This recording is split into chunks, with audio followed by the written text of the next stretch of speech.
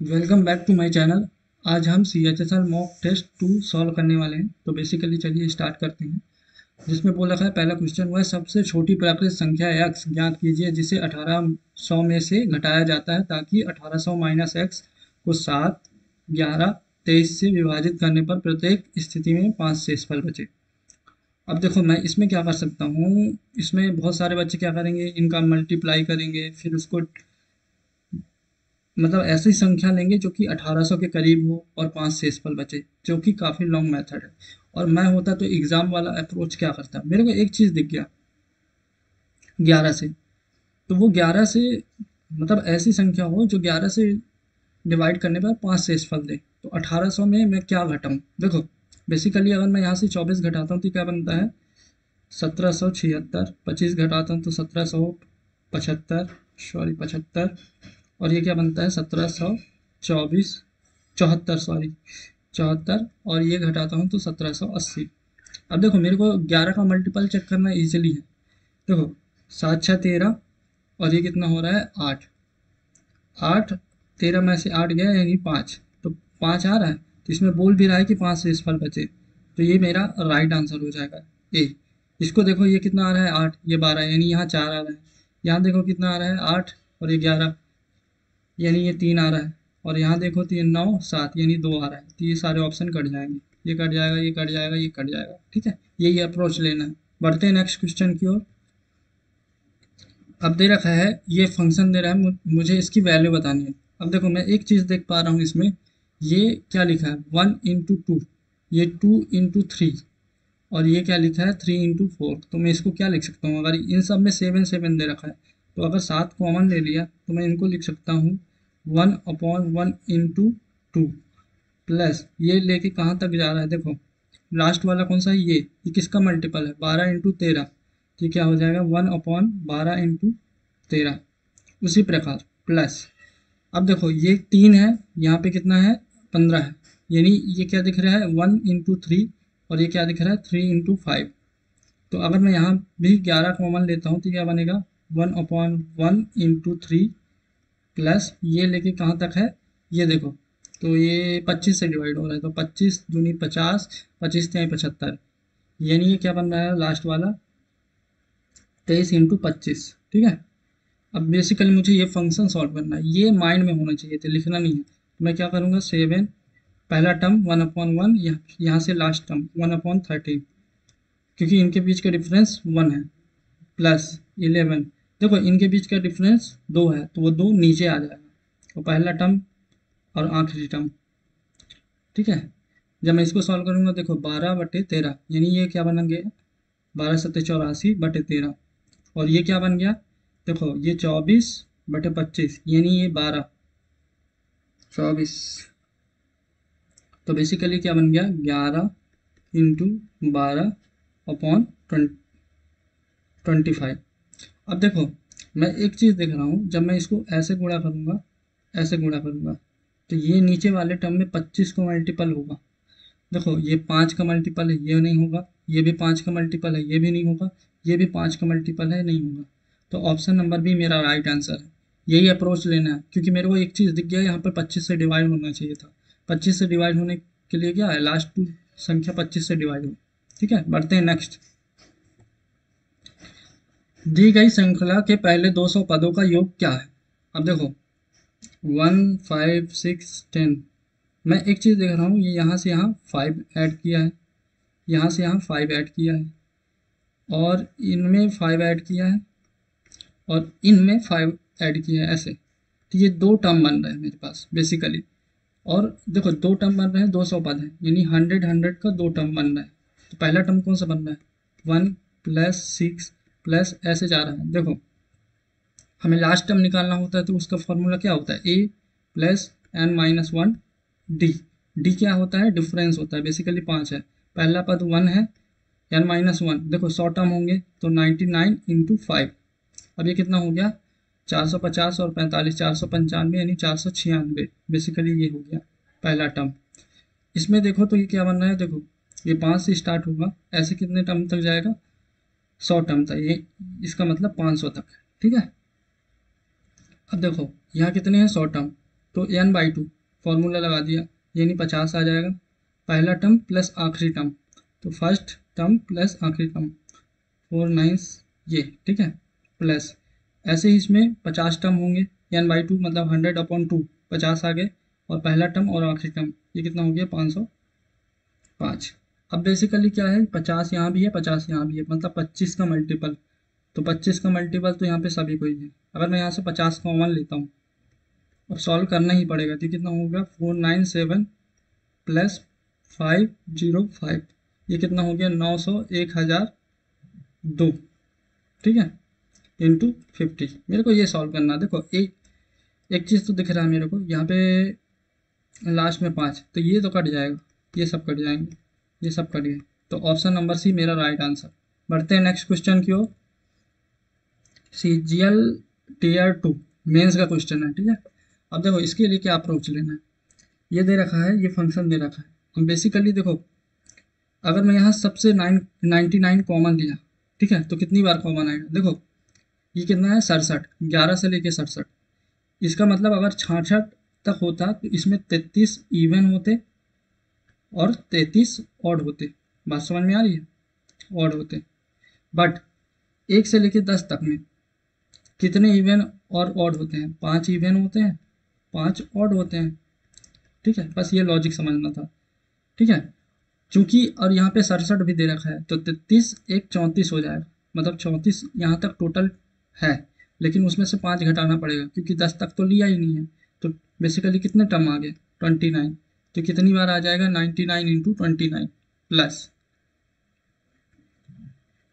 अब मैं इसको क्या लिख सकता हूँ, इनको लिख सकता हूँ 11/99 प्लस ऐसे करके ये कितना तक जा रहा है 67 और ये 99, ठीक है।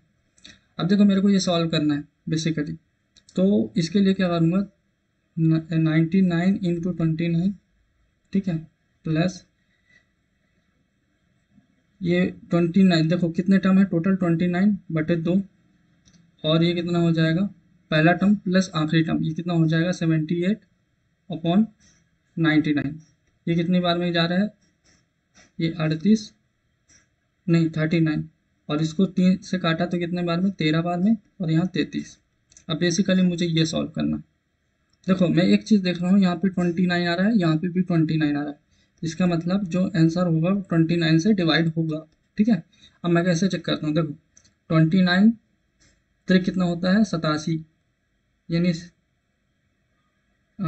29 त्रिक 87, तो यानी यहाँ कितना आ जाएगा 772, तो 29 दूनी 58, 142, ये तो नहीं हो रहा है।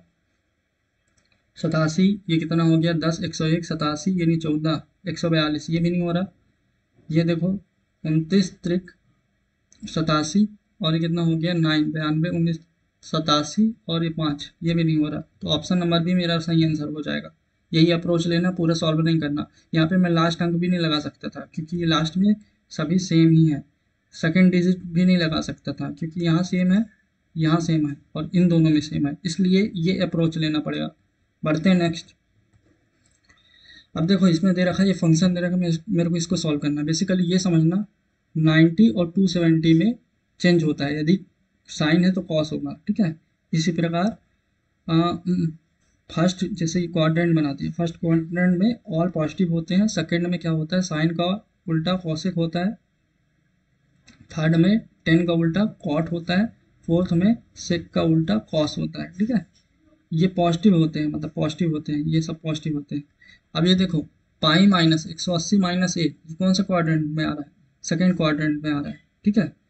तो ये क्या हो जाएगा, और पाई से पाई मतलब 180 में है, 90 होता तो चेंज होता है, या 270 होता तो कितना हो जाएगा माइनस का कॉस ए, ठीक है। इसको मैं क्या लिख सकता हूँ, देखो 90 प्लस सेकेंड क्वाड्रेंट में जा रहा है, कॉट का क्या हो जाएगा 10 ए, और ये भी माइनस का आएगा, और कॉस कितना हो जाएगा कॉस ए, क्योंकि कॉस 360 डिग्री में प्लस में रहता है, पॉजिटिव में रहता है, ठीक है। ये कितना हो गया 180, मतलब ये कौन सा क्वाड्रेंट में जा रहा है, थर्ड क्वाड्रेंट में जा रहा है, तो ये पॉजिटिव ही होगा क्योंकि अपने इलाके पे है। इसको देखो 270 में चेंज होगा, कॉट में होगा, और कितना है ए 270 प्लस मतलब फोर्थ में जा रहा है, तो ये माइनस का, ठीक है। और ये क्या है, ये भी माइनस का साइन ए, देखो माइनस से माइनस मल्टीप्लाई होगा तो इनका फर्क नहीं पड़ेगा। अब 10 से 10 कट गया, देखो कॉस स्क्वायर, नीचे इसको मैं कॉस अपॉन साइन में करूँगा तो कॉस, तो कॉस, एक कॉस चला जाएगा, तो ऑप्शन नंबर डी हमारा राइट आंसर। बढ़ते हैं नेक्स्ट। सबसे प्यारा क्वेश्चन जो कि CHSL 2023 में आया था, ठीक है, सेकेंड शिफ्ट में, जिसमें बोल रखा है सुहास एक पेड़ और एक 11.25 मीटर ऊंची इमारत इस प्रकार स्थित है कि जमीन पर उनके आधार पर एक रेखास्थ है। पेड़ सुहास और इमारत के बीच में स्थित है। पेड़ और सुहास से 7.5 मीटर दूरी पर और इमारत से 45 मीटर की दूरी पर स्थित है। इसके अलावा सुहास की आंखें पेड़ के शीर्ष की ओर और इमारत के शीर्ष की एक पंक्ति में है तथा सुहास की आंखें जमीन से 1.8 मीटर ऊंचाई पर। पेड़ की ऊंचाई बताना है। बेसिकली क्या है, ये सुहास है, इसकी कुछ हाइट दे रखी है, मतलब इसकी आंख का, और ये एक पेड़ है, सॉरी ये बीच में पेड़ है, और ये इमारत है, 11.25 इसका हाइट है, और ये ऐसा है, ठीक है। अब देखो ये कितना दे रखा है 1.8, इसकी आंख की हाइट, मेरे को इसकी हाइट बतानी, पेड़ की हाइट एच बतानी। ये कितना दे रखा है 45, ये कितना दे रहा है 7.5। अब देखो अगर मैं यहाँ ले जाता हूँ तो मेरा काम ईजिली हो जाएगा। अगर मैं इसमें 1 - 1.8 घटाऊंगा तो कितना आ जाएगा, ये 9.45। ये यहाँ से यहाँ तक की हाइट आ गई, ठीक है, यहाँ से यहाँ तक की। अब मेरे पे यहाँ पे लगाना ईजिली हो जाएगा। देखो जब यहाँ, इसलिए मैंने ऐसा किया क्योंकि मेरे को इसका रेशियो चाहिए। जब मैं इसका रेशियो हटाऊँ, ये पॉइंट हटाऊंगा तो ये इतना हो जाएगा। 15 से काटा तो 5 बार में, 15 से काटा तो 30 बार में, मतलब बेसिकली ये 1:6 है, क्योंकि मेरे को यहाँ से डायरेक्ट आंसर मिल जाएगा इसलिए। क्योंकि अब देखो टोटल कितना है 7 रेशियो,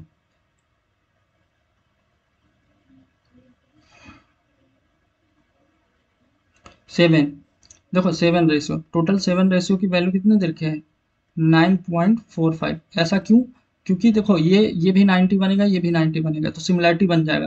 तो टोटल 7 रेशियो की वैल्यू ये है। मुझे किसका निकालना है, इसकी हाइट निकालनी है ना, तो मुझे एक यूनिट की वैल्यू निकल जाएगी तो बन जाएगा। तो एक यूनिट की वैल्यू निकालनी है, तो जब मैं इसको करूँगा तो कितना हो जाएगा 7 एकम 7, ये कितना हो गया 7×3 = 21 और 5 मतलब 1.35। बेसिकली मेरे को ये निकल गया, ठीक है 1.35। तो मेरे को इसकी हाइट चाहिए, क्योंकि इससे कितने हाइट पे था 1.8, तो मेरे को ऐड करूँगा तो ऐड करूँगा कितना हो जाएगा 3.15। यही हमारा आंसर है। तो ऑप्शन नंबर सी हमारा सही आंसर होगा। बढ़ते हैं नेक्स्ट। काफी प्यारा क्वेश्चन। पिरामिड का आधार एक समबाहु त्रिभुज का है जिसकी प्रत्येक भुजा की लंबाई 8 सेंटीमीटर है। इसका तिर्यक कोण 24 सेंटीमीटर है। पिरामिड का संपूर्ण पृष्ठीय क्षेत्रफल कितना है। अब देखो बेसिकली पिरामिड क्या होता है, एक कोण की तरह होता है, जिसमें बोल रखा है कि आधार जो है ना समबाहु त्रिभुज है। बेसिकली अगर ये ए है, ये ए है, और ऐसे बना के रखा है, ठीक है। तो देखो जब भी ऐसे इसको मीट करोगे ना, और ये तिर्यक ऊंचाई बनेगा, ठीक है। तो इसके लिए क्या होता है, पहले base perimeter, base perimeter, perimeter क्या हो जाएगा,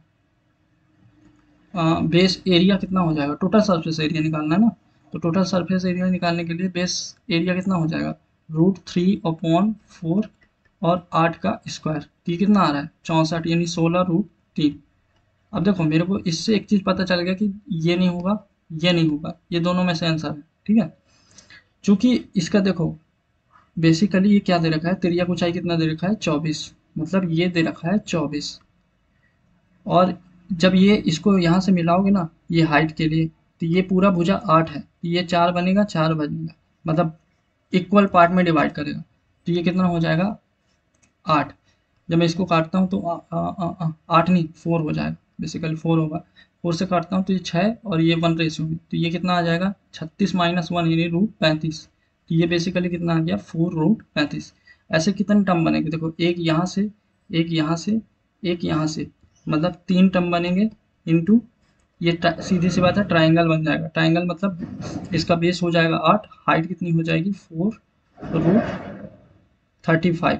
तो ट्राइंगल का एरिया क्या होता है 1/2 बेस एरिया, नहीं बेस इंटू हाइट, तो बेस कितना हो गया 8, हाइट कितना हो गया 4√35। जब इसको काटोगे तो कितनी बार में जा रहा है, देखो 16 × 3 = 48, तो 16√3 ये हो जाएगा प्लस 48√35 ये हो जाएगा। तो ऑप्शन नंबर सी डी हमारा राइट आंसर है। ठीक है, बढ़ते हैं नेक्स्ट। बहुत प्यारा क्वेश्चन जो कि CHSL में आया था। PA और PB वृत्त की स्पर्श रेखा है और O वृत्त का केंद्र है। त्रिज्या 5 सेंटीमीटर है और PO 13 सेंटीमीटर है। यदि त्रिभुज PAB का क्षेत्रफल m है तो √m/15 का वैल्यू बताना है। देखो, जब इसको यहाँ से मीट करोगे और ये 90 बनेगा, ठीक है, ये भी 90 बनेगा, रेडियस 5 दे रखा है, PO की वैल्यू कितनी दे रखी है 13, तो ये ऑटोमेटिक बाहर आ जाएगा। ठीक है, अब मुझे बताना PAB का क्षेत्रफल, PAB मतलब इसका बताना, तो मुझे ये वाला चीज चाहिए। मतलब बेसिकली क्या बन गया, ये ऐसे बन गया, ये बन रहा है 90, सॉरी हाँ 90 बन रहा है। ठीक है, मुझे ये 5 दिया है, ये 12 दिया है, ये 13 दिया है, मुझे ये चीज़ चाहिए ये।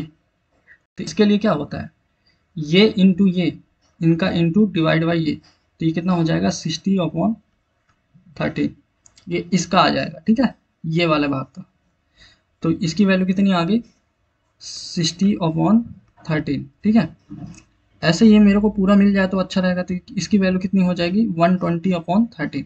ठीक है, अब मुझे ये निकल गया पूरा, अब मुझे ये वाला माइनस कर दूंगा तो मेरे को यहाँ का मिल जाएगा, तो ये हाइट मिल जाएगा और ये बेस मिल जाएगा, तो ट्राइंगल का फॉर्मूला लगा दूंगा 1/2 बेस एरिया इंटू हाइट, इससे मेरे को इसका क्षेत्रफल निकल जाएगा।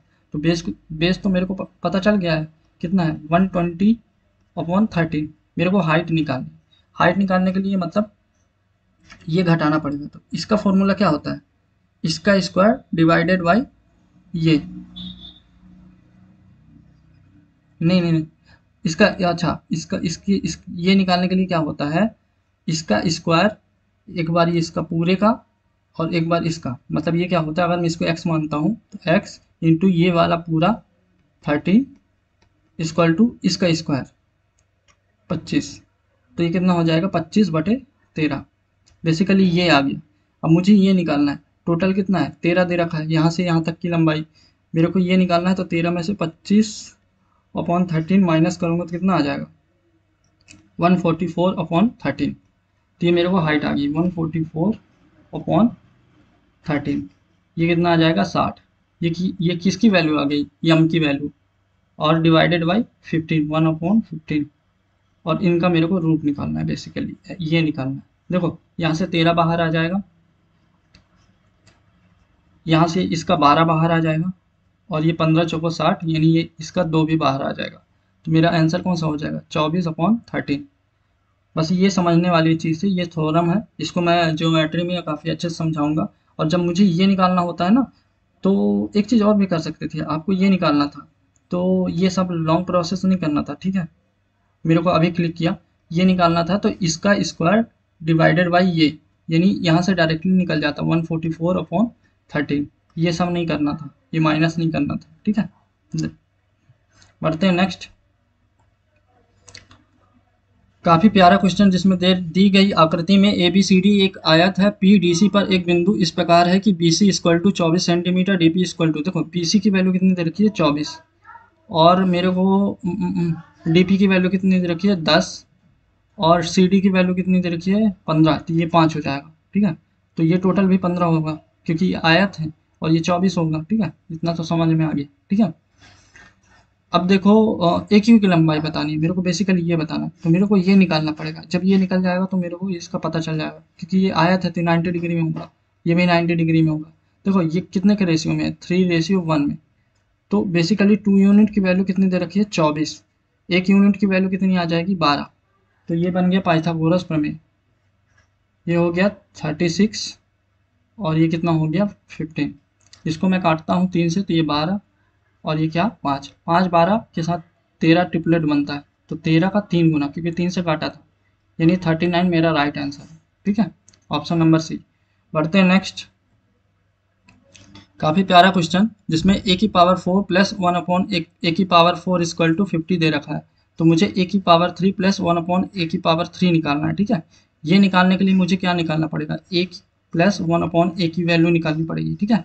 इसके लिए मैं क्या करूँगा, a² प्लस 1/a² की वैल्यू निकालने के लिए 50 प्लस 2 का रूट करूँगा तो इसकी वैल्यू निकल जाएगी a² प्लस 1/a² की वैल्यू, ये क्या हो गया √52, यानी ये क्या बन गया 2√13, ठीक है।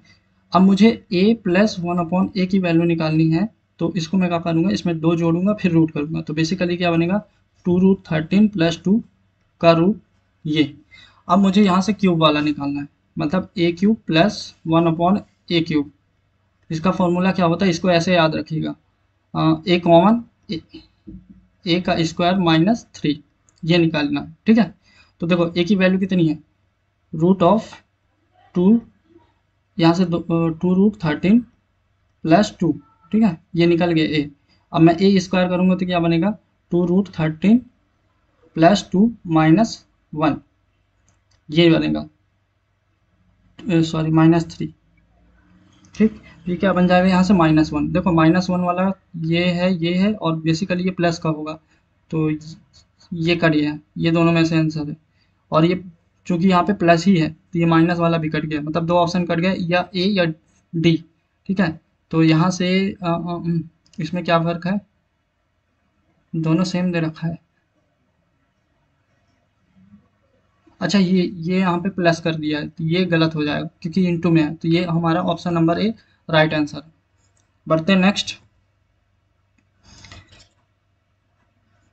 ए की वैल्यू कितनी दे रखी है, यहाँ से देखो डायरेक्टली निकलना चाहिए, ए की वैल्यू 4, क्योंकि ये 2ab वाला टर्म है और इधर जाएगा तो प्लस में हो जाएगा, तो ये ए की वैल्यू 4, ठीक है। 2ab मतलब 2 से डिवाइड करोगे तो ए की वैल्यू 4 आ जाएगी, बी की वैल्यू भी सेम 4 आ जाएगी, सी की वैल्यू कितना आ जाएगी, माइनस में आएगी, क्योंकि यहाँ पे माइनस में है, इक्वल के माइनस का, और ये कितना आ जाएगा -8। मेरे को निकालना है ये ए इंटू बी यानी 16, बी इंटू सी यानी ये कितना हो जाएगा माइनस माइनस प्लस 32, और सी इंटू ए ये माइनस का 32, इससे ये कट जाएगा, इसका रूट निकालना है तो 4 हमारा सही आंसर हो जाएगा। पढ़ते हैं नेक्स्ट।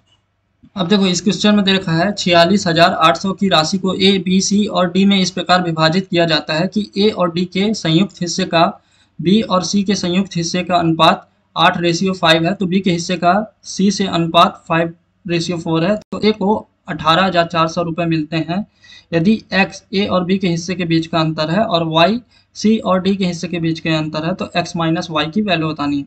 अब देखो मेरे को basically B plus C, A plus D ratio B plus C कितना दे रखा है, ये 8:5, ठीक है। और मुझे दे रखा है बी रेशियो सी कितना 5:4। अब देखो यहाँ पे टोटल कितना है 9 यूनिट, यहाँ पे कितना है 5 यूनिट, तो ये तो इक्वल होना चाहिए ना, तो इसको मैं 9 से गुणा कर देता हूँ, इसको 5 से गुणा कर देता हूँ, तो कितना आ गया, देखो ये 45 हो जाएगा, ये 72 हो जाएगा, ठीक है। और यहाँ पे कितना हो गया 45, तो ये कितना हो जाएगा 25 और ये 20, ठीक है। अब देखो ये टोटल कितना हो गया 117, 117 का लगभग 4 गुना दिख रहा मेरे को, तो 4 गुना, तो यहाँ पे ए प्लस डी का टोटल वैल्यू कितना आ जाएगा 28,800, और बी प्लस सी का कितना आ जाएगा 18,000, ठीक है।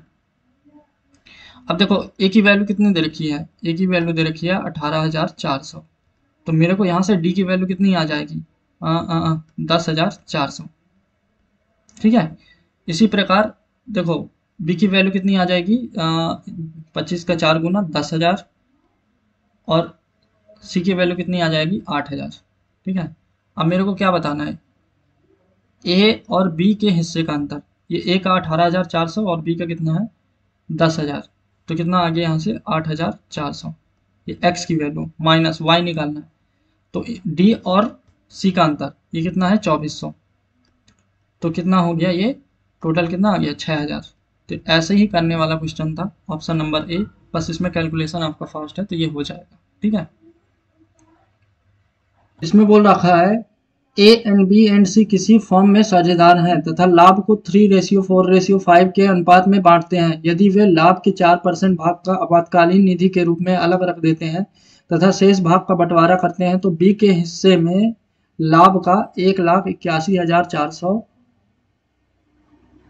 रुपए के रूप में प्राप्त होता है। आपातकालीन निधि के लिए अलग रखी गई राशि ज्ञात कीजिए। देखो बेसिकली क्या होता है, ये किसी चीज़ में इन्वेस्ट करते हैं, उसका 4% इमरजेंसी के लिए रख लेते हैं, बाकी 96% बांटते हैं, ठीक है। अब देखो बी की वैल्यू दे रखी है, बी का मतलब प्रॉफिट दे रखा है, तो बी की वैल्यू मतलब 4 रेशियो की वैल्यू कितनी है, तो 1 रेशियो की वैल्यू निकालूंगा मैं डायरेक्ट यहाँ से। तो 4 चौको 16, बचा 2, 4 पंजे 20, 4 तिहाई 12, फिर बचा 2, 4 पंजे 20, ये आ गया। ठीक है, ये 1 यूनिट की वैल्यू टोटल कितनी है, 4 5 9 3 12 इंटू 12, ये कितने की वैल्यू होगी 96% का। 100% का निकालूंगा तो मैं 96 से डिवाइड करना पड़ेगा। ठीक है, ये 100% का निकल गया। अब मुझे 4% की वैल्यू बतानी है जो इमरजेंसी पे रखा गया था। ठीक है, तो इसको मतलब अगर 25 से डिवाइड करूंगा तो 4% की वैल्यू निकलेगी, तो यहाँ भी 25 से डिवाइड करना पड़ेगा। अब देखो 12 8 96, ठीक है, अगर यहाँ पे देखो ये कितना है, 5 की पावर 2 है, यहाँ से 2 की पावर 2 दे देता हूँ तो ये 100 बन जाएगा, तो 100 बन जाएगा, तो ईजी हो जाएगा कैलकुलेशन। तो बचेगा यहाँ का सिर्फ 2 बचेगा। अब देखो 2 से डिवाइड करूंगा तो ये 22 बार के समथिंग में जा रहा है, तो 22 बार में ये 24 बार है, ये नहीं होगा, ये 18 है, ये भी नहीं होगा, ये 27 है, ये भी नहीं होगा। ऑप्शन नंबर सी हमारा राइट आंसर होगा। पढ़ते हैं नेक्स्ट क्वेश्चन की ओर, जिसमें बोल रखा है 6000 लीटर की क्षमता वाले एक पीपे को शुरू में वाइन से भरा जाता है। पहले इस पीपे से y लीटर वाइन निकालकर उसके स्थान पर पानी डाल दिया जाता है। इस मिश्रण से 120 लीटर निकालकर उसके स्थान पर पानी डाल दिया जाता है। इस प्रकार और अधिक तनु मिश्रण से 120 लीटर फिर से निकालकर उसके स्थान पर पानी डाल दिया जाता है। अब पीपे में वाइन और पानी का अनुपात 12:13 हो जाता है, तो y का मान बताओ। देखो पहले क्या था, 600 लीटर भरा हुआ था, इसमें से y लीटर निकाल दिया, जो कि वाइन ही निकलेगा, अब बचेगा इतना। ठीक है, अब देखो 120 लीटर निकाला जाता है, 120 लीटर 600 का कितना परसेंट है, बेसिकली फ्रैक्शन में देखेंगे तो 1/5 है, मतलब 1 निकल गया तो बचेगा कितना 4/5, तो यहाँ 4/5। ठीक है, इसका इतना बचा, ये कितनी बार हो रहा है, 2 बार हो रहा है, तो इसका स्क्वायर इक्वल टू, अब देखो ये कितना है 12 यूनिट है। अब देखो क्योंकि रिप्लेसमेंट का क्वेश्चन है, तो स्टार्टिंग में जितना रहेगा उतना लास्ट में भी रहेगा। टोटल कितना है 25, 25 यूनिट की वैल्यू कितनी 600 है, तो 1 यूनिट की वैल्यू 24, 24 इंटू 12, मतलब अब कितना है 288 लीटर वाइन है। ठीक है, दिस इज अ वाइन। अब देखो मैं एक चीज देख पा रहा हूँ, मेरे को ये सॉल्व करना है, मैं एक चीज देख रहा हूँ कि ये 9 का मल्टीपल है। ठीक है, तो देखो 9 तो यहाँ भी नहीं है, यहाँ नहीं है, तो यहाँ आना चाहिए फिर 9, तो y मैं ऐसा क्या रखूँ जिससे वो 9 का मल्टीपल बन जाए। देखो अगर 100 रखता हूँ तो 500 बनेगा, जो कि 9 का मल्टीपल नहीं बनेगा, तो ये कट गया। 200 रखता हूँ तो 400, ये भी 9 का मल्टीपल नहीं बनेगा। 150 रखता हूँ तो 450, ये बन जाएगा 9 का मल्टीपल, तो ये हमारा राइट आंसर होगा, ऑप्शन नंबर बी। यही है यूनिक अप्रोच, यूनिक अप्रोच यही है। ठीक है, इसी से आप फास्ट करोगे क्वेश्चन को। ठीक है, बढ़ते हैं नेक्स्ट क्वेश्चन की ओर,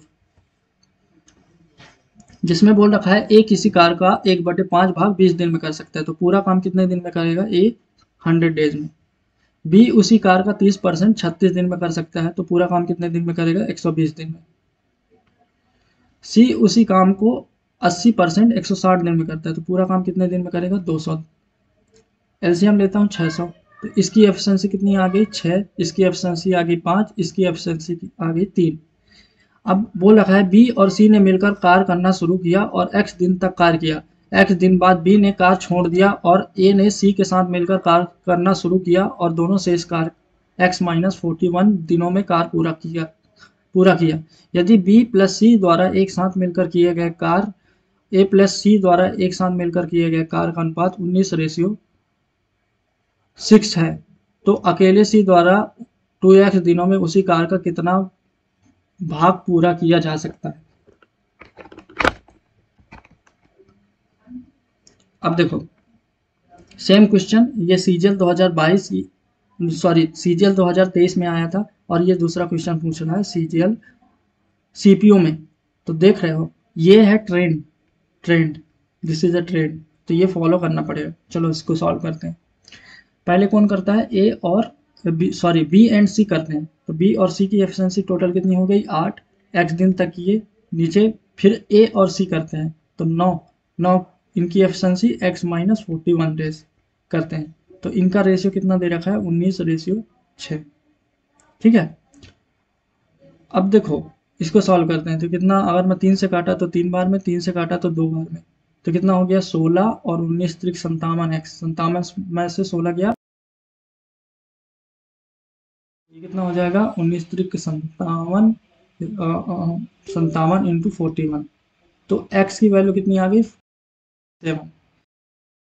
मेरे को बताना है 2x यानी 57 इंटू 2, और c किसका बताना है, c की एफिशिएंसी कितनी है 3, टोटल काम कितना हो गया 600। अब मैं एक चीज़ देख रहा हूँ यहाँ 57 है, यहाँ नीचे तो 19 है नहीं, तो 57 मतलब 19 का मल्टीपल, तो ये कट जाएगा, ये कट जाएगा, बचेगा 2। अब मैं देखता हूँ इसको सॉल्व करता हूँ तो देखो 100 आ जाएगा, तो ऑप्शन नंबर ए हमारा राइट आंसर। ठीक है, बढ़ते हैं नेक्स्ट।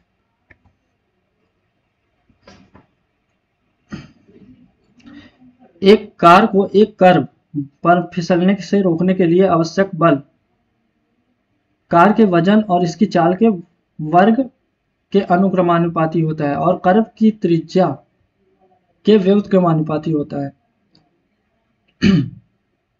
मान लीजिए 550 फीट त्रिज्या के कर्व पर फिसलने से रोकने के लिए 35 मील प्रति आवर की चाल से चलने वाली 2750 पाउंड की कार के लिए 6125 पाउंड बल की आवश्यकता है।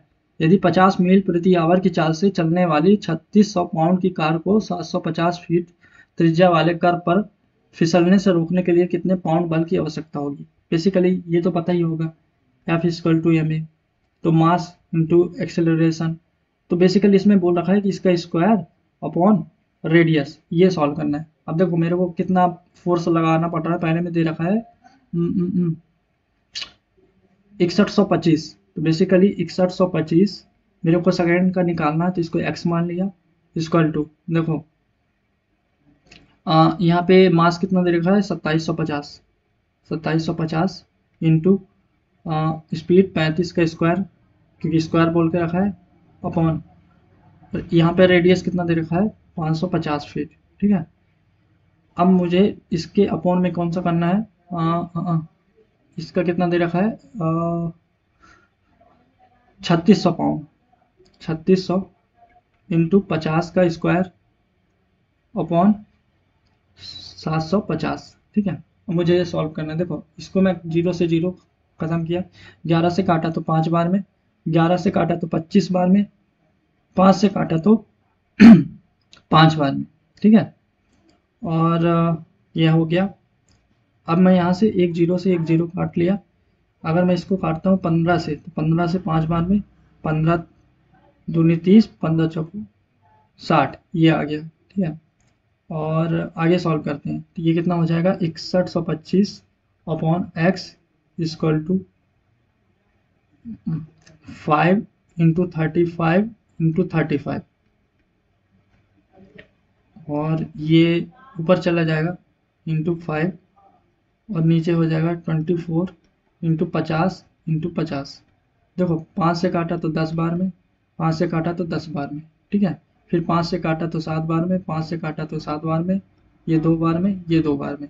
ठीक है, तो कितना हो गया 24 24, अब 7 से काटते हैं। ठीक है, 7 से काटा तो 7 अट्ठे 56, बचा 5, 7 सते 49, 7 बना 35, फिर 7 से काटा तो 7 एक कम 7, 7 दूनी 14, और 7 बना 35। तो बेसिकली ये क्या आ गया, ये आ गया 125 इंटू 24 इंटू 4। अब ये बेसिकली कितना हो जाएगा, देखो एक चीज़ मेरे को दिख रहा है 125 है यहाँ पे, तो 125 से डिवाइड होने वाला ऑप्शन, तो ये नहीं है, ये भी नहीं है, ये भी नहीं है, तो ऑप्शन नंबर डी हमारा राइट आंसर है। ये अप्रोच लेना है, पूरा कैलकुलेट नहीं करना है। पढ़ते हैं नेक्स्ट, जिसमें बोल रखा है ए एंड बी एंड सी एक साथ एक समान बिंदु से दौड़ना शुरू करते हैं। वे 1200 मीटर लंबाई के एक वृत्ताकार ट्रैक में परितः क्रमशः 2 मीटर प्रति सेकंड और 4 मीटर प्रति सेकंड और 6 मीटर प्रति सेकंड की चाल से दौड़ते हैं। ए और बी एक ही दिशा में दौड़ते हैं, जबकि सी अन्य दो के विपरीत दिशा में दौड़ता है। वे पहली बार किस समय मिलेंगे। देखो एक सर्कल है, इस पे A and B same direction पे दौड़ते हैं, बट सी क्या है अलग डायरेक्शन में दौड़ता है। सी की स्पीड दे रखी है 6, ए की स्पीड कितनी दे रखी है 2, और बी की स्पीड दे रखी है 4। देखो अब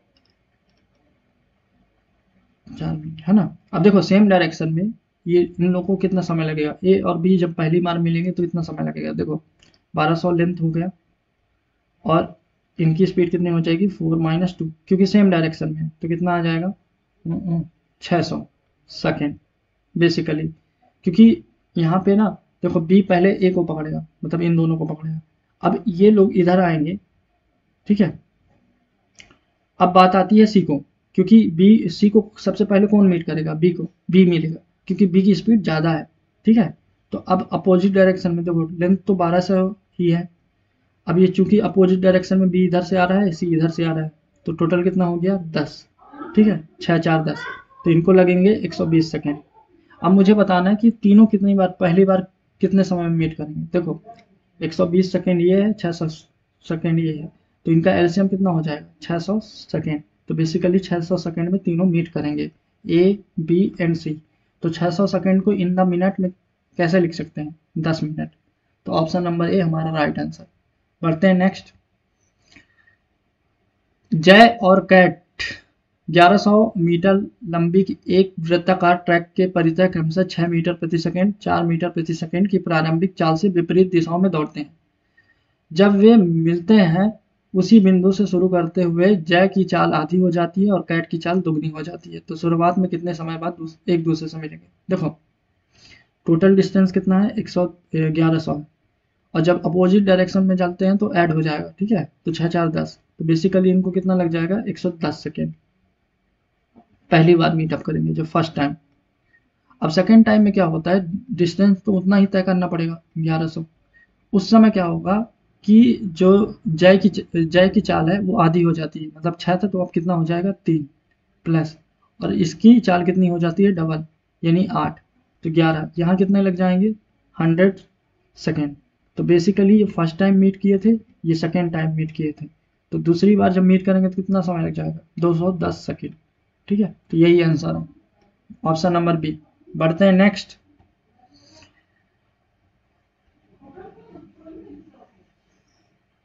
इस क्वेश्चन में दे रखा है एक मोटर बोट जिसकी गति शांत जल में 20 किलोमीटर प्रति आवर है, धारा के प्रतिकूल 24 किलोमीटर जाने में समान दूरी को धारा के अनुकूल तय करने में 30 मिनट अधिक लगती है।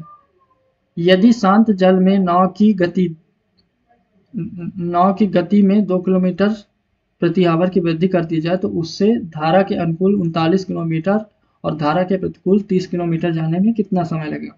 देखो बेसिकली क्या है, 24 किलोमीटर अप स्ट्रीम में जाया जाता है और 24 किलोमीटर डाउन स्ट्रीम में, जिसमें बेसिकली हमें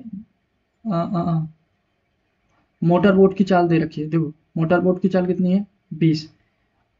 अगर डाउन स्ट्रीम में अप स्ट्रीम में जाएगा तो मैं धारा की चाल x मान लेता हूँ, माइनस ये कितना है 20 प्लस x, ये अप स्ट्रीम डाउन स्ट्रीम में, ठीक है। इक्वल टू, अब बोला है 30 मिनट लेता है, मतलब 1/2, क्योंकि हावर में चेक करना पड़ेगा, ठीक है। अब देखो अब बात आती है इक्वेशन सॉल्व करना, ठीक है। मैं यहाँ पे इक्वेशन सॉल्व नहीं करूँगा, ये मेरे सोल्यूशन में फ़र्क है, क्योंकि मैं यहाँ x की वैल्यू ऐसे पुट करूँगा कि यहाँ पे 1/2 बन जाए। देखो ये कब बन सकता है,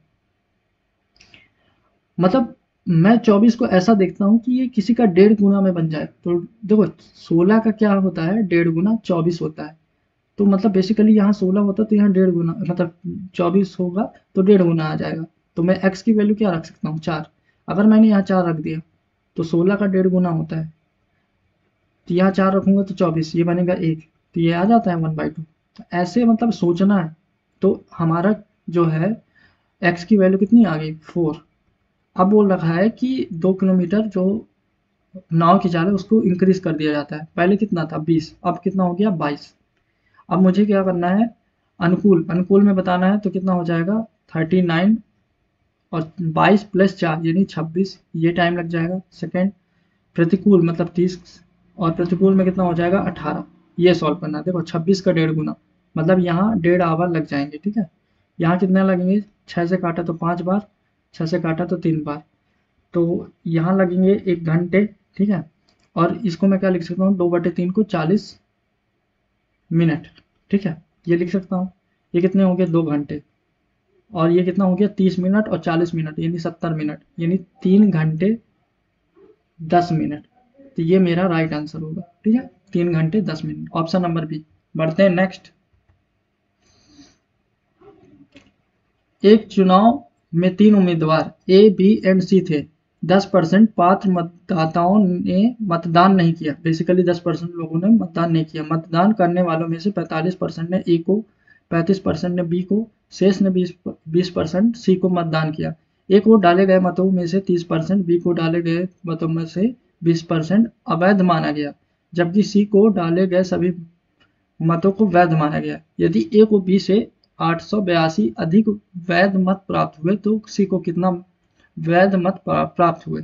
देखो बेसिकली इस क्वेश्चन में ना मुझे इससे मतलब है ही नहीं, क्योंकि इसने पूछा ही यही है कि सी को कितने वैध मिले, तो वैध की ही बात कर रहा है, मतलब वैलिड वोट, ठीक है। तो ए का परसेंटेज कितना दे रखा है, जैसे ये ए है, ये बी है, ये सी है। इसको 45% मिल रहा है, इसको 35% मिल रहा है, इसको 20% मिल रहा है, ठीक है, सेम दे रखा है। अब देखो मैं इसको काटता हूँ, 5 से तो 9 बार में, ये 7 बार में, ये 4 बार में, ठीक है। अब देखो बोल रखा है कि ए को डाले गए मतों में से 30% और बी को डाले गए मतों में से 20% को अवैध माना, मतलब 30% अवैध माना गया तो 70% वैलिड माना गया। तो इसका 70% कितना हो जाएगा 6.3। इसका 80% वैध होगा तो इसका 80% क्या होगा 5.6, ठीक है। अब देखो ए को इससे ज़्यादा, ए को 882 ज़्यादा मिले, मतलब यहाँ से कितना मिल रहा है 0.7 की वैल्यू कितनी दे रखी है 882। मुझे निकालना क्या है सी का, मतलब 4 की वैल्यू निकालनी है। अब देखो, अब देखो मैं यहाँ से ये देखूंगा, लास्ट में यहाँ से मल्टीप्लाई करूंगा तो 8 आएगा, 8 डिवाइडेड बाई 7। तो देखो लास्ट में क्या होना चाहिए कि ये 8 है, ये 4 के मल्टीपल में आएगा, 7 चौको 28 होता है, तो ये नहीं होगा, ये भी नहीं होगा, ये भी नहीं होगा। ऑप्शन नंबर बी हमारा सही आंसर होगा। बढ़ते हैं नेक्स्ट। ए बी सी अपने वेतन का क्रमशः 8%, 7%, 9% भाग एक पुण्यार्थ ट्रस्ट में दान कर देते हैं। ए और बी के वेतन समान है, बेसिकली ए और बी का वेतन जो है वो सेम है, तथा उनके दान में 259 रुपए का अंतर है। ए और बी का कुल दान सी के दान से 1185 रुपए अधिक है। ए और सी का कुल दान ए बी सी के कुल वेतन का कितना प्रतिशत है। अब देखो सबसे पहले बोल रखा है कि उनका वेतन समान है, मतलब उनका जो वेतन है वो समान है, और उनके दान में अंतर दे रखा है 259, बेसिकली 1% की वैल्यू दे रखा है। तो 100% की वैल्यू कितनी आ जाएगी, मतलब उन दोनों का वेतन कितना हो जाएगा 25,900, ठीक है। इतना आ गया बात समझ में। अब बोल रखा है कि ए एंड बी का कुल दान सी से 1185 रुपये अधिक है। अब देखो ए और बी का कुल दान कितना है 8%, 7%, 15%, तो इसका 15% निकालना पड़ेगा। देखो तो 15% में निकालूंगा तो क्या होगा 15 जमा 135 यानी 5 13 हासिल रही, 15 15 75, 3 मतलब 13 88, 8 आ गया, 15 दूनी 30 और 38 ये आ रहा है, ठीक है। इसमें से जो सी का दान है वो इतना कम होगा 1185, तो सी का दान कितना आ गया 2700 बेसिकली आ गया। तो सी का दान कितना है 9%, 9% की वैल्यू, तो सी का 100% मतलब वेतन कितना आ जाएगा 30,000, ठीक है। ये समझ में आ गया यहाँ तक। ए और सी का कुल दान देखो, ए और सी का कितना है 2700, ए का निकालना पड़ेगा, ए का कितना 25,900 का 8%, 25,000 से 8 से गुणा करेंगे कितना हो जाएगा 20,000 और 72, यानी 20,072। तो बेसिकली कितना हो गया ये 4772। ए एंड बी एंड सी के कुल दान का कितना प्रतिशत है देखो, ए बी का कितना था 3885, ये हो जाएगा 3885 प्लस सी का कितना है 2700।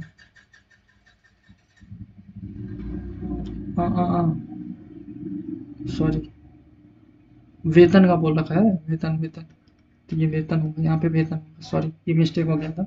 वेतन कितना हो जाएगा देखो इनका 50,000, 9 दूनी 18, यानी 51,800 यहाँ से आ जाएगा इनका वेतन, और उसका कितना आ जाएगा 30,000, मतलब आ जाएगा 81,800 इंटू 100। ये कैलकुलेट करना बेसिकली, जीरो से जीरो गया। ठीक है, अब देखो, अब आता है यहाँ पे ऑप्शन कैसे मार्क करेंगे। देखो, अगर मैं यहाँ पे 6 से मल्टीप्लाई करता हूँ तो 8 छंग 48, तो 48 से तो ये कम है, मतलब 6 गुना में जाएगा ही नहीं, तो ये कट गया, ये कट गया, ये कट गया। ऑप्शन नंबर बी मेरा राइट आंसर है। बढ़ते हैं नेक्स्ट। एक कंपनी 10,000 में कच्चा माल खरीदती है और एक उत्पाद बनाती है जिसमें वह श्रम एवं अन्य चीजों के अतिरिक्त 5,000 रुपये खर्च होते हैं। उत्पाद को 25,000 में वितरित कर को बेचा जाता है, जो इसका मूल्य का 20% अधिक अंकित करता है और इसे खुदरा विक्रेता से बेच देता है। इसके बाद खुदरा विक्रेता इस मूल्य का 25% अधिक अंकित करता है और इसे अंतिम ग्राहक को बेच देता है। कंपनी, वितरक और खुदरा विक्रेता द्वारा संयुक्त रूप से अर्जित कुल लाभ कितना था। अब देखो, मेरे को यहाँ से डाटा से सिर्फ इतना मतलब है। देखो, 10,000 में खरीदा, 5,000 कॉस्ट लगाया यानी 15,000, और बेचा 25,000 में, मतलब 10,000 का प्रॉफिट 15,000 के रिस्पेक्ट में, यानी 2/3 उसको मिल रहा है, ये एज अ प्रॉफिट मिल रहा है। तो सेलिंग प्राइस क्या हो जाएगा 5/5/3। अब इसी पे क्या करता है ये बंदा, 20% अधिक अंकित करता है, तो 5 से 6 20%, और 25% अधिक अंकित करता है, मतलब 4 से 5, तो 5 से 5 कट गया, ये 2 और ये हो गया 2, तो बेसिकली कितना आ रहा है 250% यहाँ से। ये क्या है 250% मिल रहा है, तो 100% तो सीपी होगा, तो प्रॉफिट कितना हो जाएगा 150%। यही आंसर था, ऑप्शन नंबर बी। बढ़ते हैं नेक्स्ट। अब इस क्वेश्चन में बोल रखा है, रितिका ने 30 किलोग्राम प्रति मूल के दर पर x किलोग्राम गेहूं खरीदी और x प्रति किलोग्राम के मूल पर इसने 8 किलोग्राम बेच दिया और शेष गेहूं 45 किलोग्राम के मूल पर बेच दिया। उसका कुल अर्जित लाभ 10% है, तो रितिका ने कितनी मात्रा में गेहूं 45 रुपए प्रति किलोग्राम पर बेचा। ठीक है, अब देखो बेसिकली सीपी क्या हो गया, 30 रुपये पर केजी लिया था, एक्स लिया था, मतलब 30x। ठीक है, ये सीपी होगा। अब इसने क्या किया कि x रुपए में 8 किलोग्राम बेच दिया, बाकी का x था टोटल, उसमें से 8 किलोग्राम चला गया, जिसको 45 के भाव से बेचा, और टोटल सीपी कितना है 30x इक्वल टू 10% प्रॉफिट, मतलब 10 से 11। अब मुझे ये सॉल्व करना है। ठीक है, अब एक चीज देखो, ये सॉल्व करने के लिए मैं सॉल्व कर सकता हूँ। ठीक है, यहाँ पे ऐसा देखूं कि यहाँ पे 11 बन जाए, 11 का मल्टीपल मिल जाए, ऊपर x की ऐसी वैल्यू रखूं। अगर मैं यहाँ पे 18 रखता हूँ तो कितना हो रहा है 144, और ये कितना हो जाएगा 450।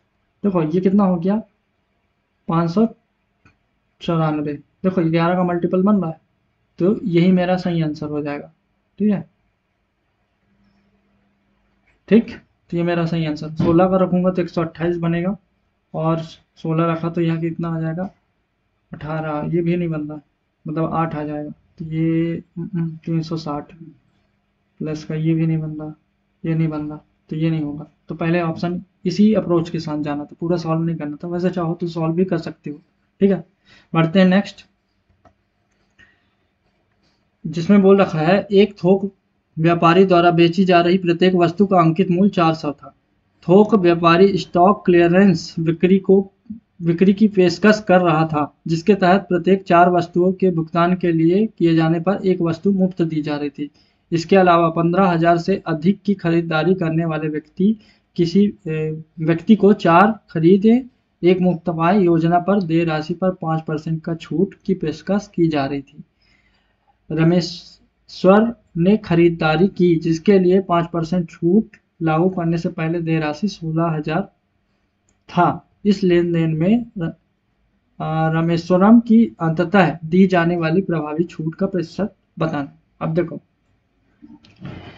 16,000 का उसने सामान लिया था, इसका मतलब उसको 4 खरीदार पे एक मुफ्त मिलना, मतलब एक मुफ्त मिल रहा है टोटल कितने पे 5, क्योंकि 4 1 5, तो कितना आ जा रहा है 20%। 20% तो यहाँ से मिल रहा है, 5% और भी मिल रहा है, तो इफेक्टिव बताना है, तो 20 -5 -20 × 5, अपॉन 100, ये सॉल्व करना था। अब देखो कितना हो गया 15, और ये अ, अ, अ, अच्छा बताना इफेक्टिव, ये प्लस में होगा ना, तो ये कितना हो गया 24। हमारा ऑप्शन नंबर डी सही आंसर होगा।